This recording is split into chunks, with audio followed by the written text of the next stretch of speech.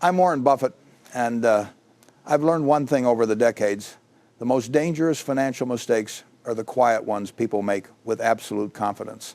A lot of Americans over 65 are hearing about the new $6,000 deduction for seniors starting in 2025 and assuming it's a gift. It isn't. A deduction is never a gift. It's a tool, and tools can build or trap depending on how they're designed. Here's the punchline you won't enjoy. Retirees don't lose wealth because of the stock market. They lose it because of the tax code. Markets recover, tax rules tighten, and they tighten exactly when you're least able to adjust. That's the twist most people overlook. The danger is not your portfolio. It's the timing of income, the thresholds you don't see, and the laws that shift while you sleep. A bear market might take 20% for a year. A tax rule can take 20% every year for the rest of your life. If you're in the 22% bracket, this new deduction saves you around $1,300. In the 24% bracket, maybe $1,500. But Medicare IRMA brackets can cost you thousands. Social Security taxation thresholds haven't meaningfully adjusted since the 1,980 seconds. And required minimum distributions at 73 can shove your income into exactly the zones where every small benefit disappears into higher premiums and hidden taxes. Cinematic moment. Imagine a couple in their late 60 seconds sitting in a quiet kitchen with warm evening lighting. They're reading about this new deduction, underlining it, feeling a little lighter. They don't see the problem approaching the kind that moves like a shadow on the wall. Bracket creep, Medicare surcharges, and tax thresholds written for a different era. Relief on the surface, pressure underneath. The shocking insight is this: a tax break timed too neatly can push seniors into taking more taxable income today, right before other parts of the system claw it back tomorrow. That's how people lose leverage in retirement. Not through panic, but through structure. Deep analysis: taxes don't just measure income, they measure order of income, timing, sequence, exposure. A $6,000 deduction doesn't just lower your bill, it changes your behavior. And once your behavior shifts, the IRS's timeline, not yours, begins to dictate the outcome. So before you celebrate this new rule, ask the only question that matters. Does this help me for 1 year, or does it change my trajectory for the next 20? Retirement isn't about what you gain today, it's about what you keep tomorrow. When you strip away the marketing gloss, you realize this new deduction is just one more reminder that the system will always invite you to focus on the small, visible gift and ignore the large, invisible liability. People in their 50 seconds, 60 seconds, and 70 seconds are standing at the intersection of three forces: rising longevity, rising healthcare costs, and a tax code that was never designed for a 30-year retirement. The $6,000 deduction is a street light. Most of the real danger is waiting out in the dark. Here's a hard insight. The government is slowly shifting from taxing work to taxing waiting. When you were younger, they taxed your wages. As you age, they tax your patience, the money you set aside, the assets you hold, the accounts you delay touching. Required minimum distributions, capital gains on long-held assets, estate taxes, state taxes, even property taxes creeping up under your feet. All of it is a way of saying you don't get to keep your wealth in neutral. Look at the calendar. At 62, many people claim Social Security early because they're afraid it might not be there. At 65, Medicare starts with rules and surcharges tied to income from 2 years ago. At 73, RMDs begin, and the IRS finally insists you start emptying the accounts you once thought of as for later. By the time you're thinking about leaving money to your children or grandchildren, you're discovering that later came with a price list attached. A $6,000 deduction doesn't rewrite that timetable. It fits inside it. Cinematic picture. A man in his late 60 seconds sitting alone in a dim home office. His old diplomas hang on the wall, yellowing slightly at the edges. He has 3 screens open, one with his IRA balance, one with a tax projection, one with a Medicare premium chart. On one screen, the new deduction is highlighted in green, a comforting color. On another, a small line of text shows that if his income rises just a bit more, his Medicare premiums jump by over $1,000 a year. He leans back in his chair, hearing the word benefit in his head and feeling something very different in his gut. A strong data point to keep in mind: healthcare has historically grown faster than general inflation, and retirees are the ones who live directly inside that trend. Even if general inflation cools to 2–3%, medical costs can rise at 4–6% or more over time. Meanwhile, many tax thresholds are fixed or slow-moving. That means each extra taxable dollar in your late 60 seconds and 70 seconds is walking into a narrower hallway where it can hit higher Medicare premiums and maybe higher state taxes all at once. The shocking part is this: for many retirees, the biggest lifetime tax bill isn't paid while they're working. It's paid after they think the game is over. Think about that. You spent 40 years believing the finish line was your last paycheck. Then the rules reveal a second track, the distribution race, where the government, the healthcare system, and inflation line up to reclaim pieces of what you thought you had already won. Here's the deeper analysis. You cannot judge a tax change in isolation. You have to see it as part of a system that manages behavior. A deduction here, a credit there, a penalty somewhere else, it's all architecture. The system wants you to feel compliant, not curious. It wants you to be grateful, not strategic. That's why so many bright, capable retirees become passive the moment they see the word senior attached to anything. It sounds like protection. Often it's categorization. The rational response is not fear, but design.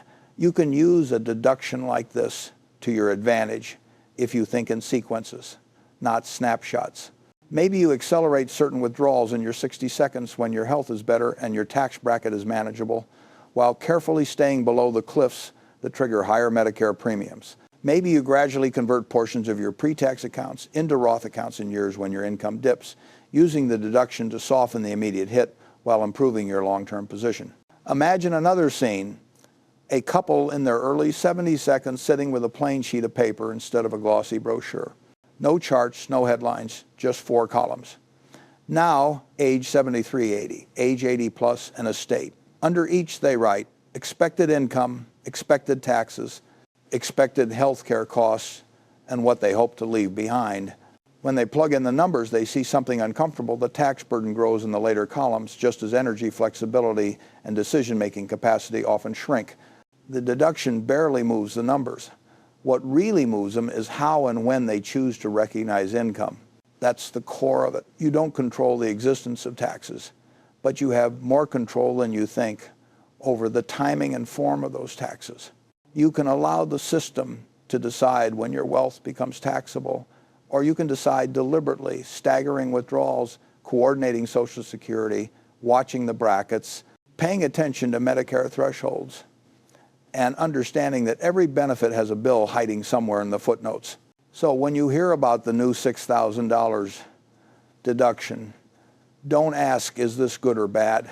Ask, what kind of retiree does this reward the one who plans in years or the one who plans in headlines? Because in the end, the tax code doesn't care how you feel about it. It only cares how you fit into it. The truth is, systems like this rarely fail all at once. They fail one uninformed decision at a time. By the time someone reaches their late 60 seconds or early 70 seconds, most of the big levers are already set. How much they saved, how their portfolio is allocated, whether they have a pension, when they claim Social Security. What's still open and dangerously underestimated is how they let the tax code and health care rules carve up what's left. The new $6,000 deduction is being presented as relief. In practice, it's just one more piece on a board that's already in motion.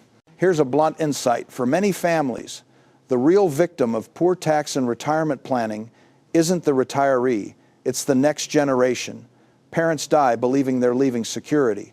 Children open the paperwork and find a tax bill.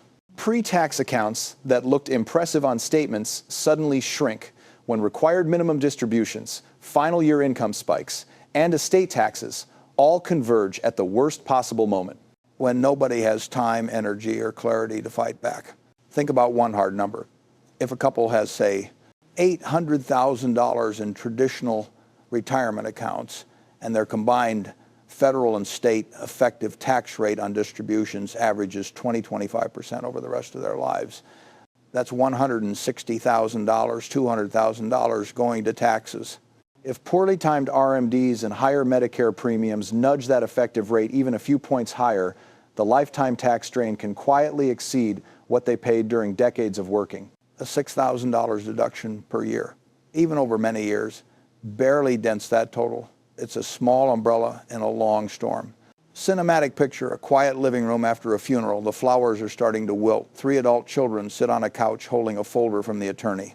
Their parents were proud savers, careful, disciplined, honest. The accounts look large on paper, but as the attorney talks, phrases like ordinary income, compressed brackets, inherited IRA rules, and accelerated distributions come up. The children realize that a significant slice of what they thought was a legacy is, in fact, scheduled revenue for the government. Nobody scammed their parents. Nobody stole from them. The system simply did what it was built to do: tax the waiting. The shocking insight here is uncomfortable. A tax code that looks moderately fair while you're working can become aggressively efficient at collection once you've retired and died. That's because by then, your options are gone. Your heirs can't go back and adjust when you took Social Security, when you did Roth conversions, or how you structured your withdrawals. Every choice was locked in by silence. Deep analysis forces you to see 2 timelines at once: your retirement and your estate. On your retirement timeline, this new deduction may look like a cushion, a way to slightly lower your tax bill in your late 60 seconds and early 70 seconds. But on your estate timeline, what matters more is how much of your wealth is pre-tax, how quickly it must be withdrawn under the rules your heirs face, and what brackets they are in when those withdrawals hit their own incomes.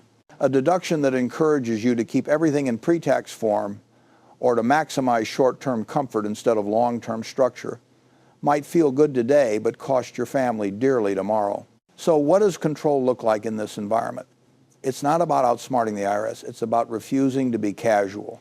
It means mapping your income in layers: guaranteed income like Social Security and pensions, variable withdrawals from pre-tax accounts, tax-free flows from Roths or certain cash value assets, and the eventual transfer of whatever remains. It means asking each year, where am I in relation to the next cliff, the next Medicare premium jump, the next bracket, the next threshold, where your benefits get silently shaved.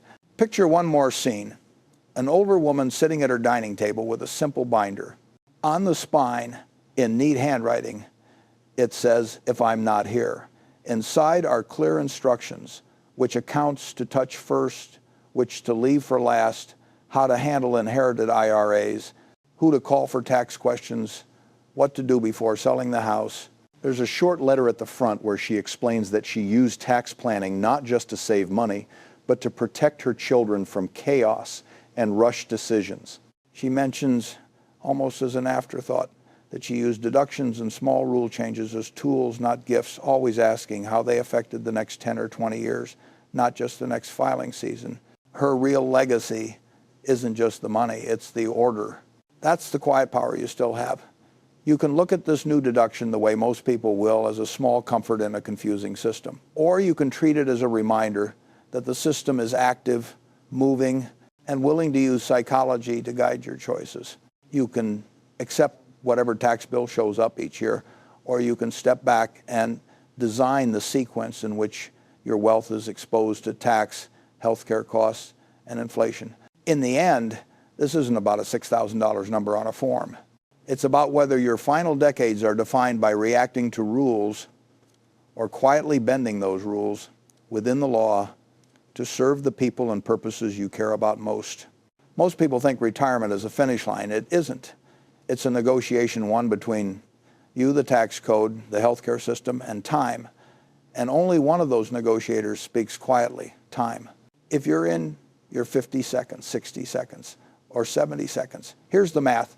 Nobody puts in the headline: your expenses rise faster than your income, your tax exposure rises faster than your awareness, and your decisions shrink as your age grows.